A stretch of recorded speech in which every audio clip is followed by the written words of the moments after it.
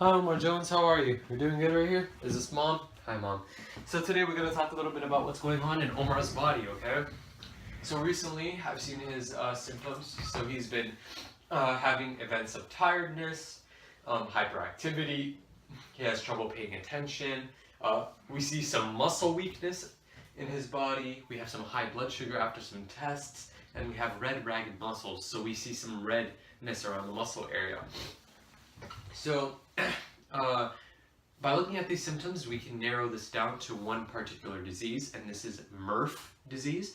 It stands for Myoclonus Epilepsy Red Ragged Fibers disease. And so basically what's happening here is Omar's cells, in Omar's cells, there's a little part called the mitochondria. Now the mitochondria produces the three very important things in our body. It produces energy, protein, and insulin.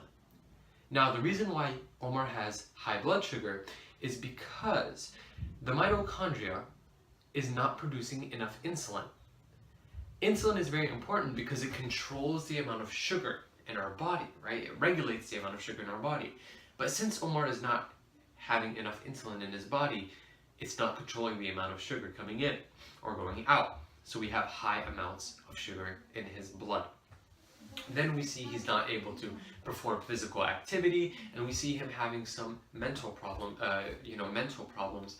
whether it be, with focus or controlling himself or hyperactivity. And the reason why this is happening is because energy and proteins are not coming to the muscles.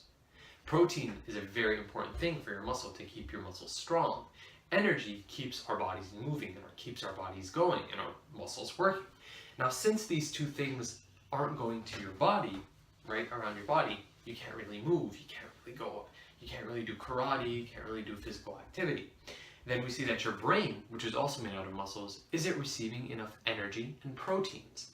So it's malfunctioning and it's not working properly either. Therefore, he's not able to focus in class and he's having problems with, getting tired really easily and, as I said before, focus. So that's the problem there. Now, what we can look forward to in the future, some symptoms that may occur is a loss of hearing, a loss of sight. There may be some pieces of fat that may build up along the neck area. Cardiomyopathy may occur, where there may be irregular heartbeats, some heart weakness, and it may lead to heart failure. Now, there are no treatments for MERRF, unfortunately. This disease cannot be just rid of. But what I'm going to put 2 prescriptions for you to help regulate the symptoms, because that's what we can do at this point, is regulate. So first, it's an anticonvulsant drug that helps prevent seizures that may come from MERRF. That's the first one that I'm going to give you. It's a medicine that's going to prevent any seizures that may come from this disease. And the second one is a coenzyme Q10 medication that will help turn the food in your body that you eat into energy and hopefully help your brain function properly and help your body function well as well, so you can get back to karate and physical activity slowly. And I'm also going to put you in some physical therapy so we can get those muscles working again and get them, moving and get them used to activity once again.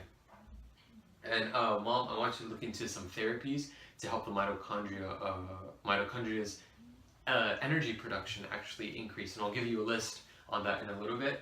And finally, I want you to look into some genetic counseling. It's really, really important because this is a very tough stage in Omar's life as well as yours. So I suggest you guys look into some genetic counseling, okay? All right, good to see you guys. See you guys in 2 months, hopefully. Stay healthy, Omar, okay? All right, bye-bye.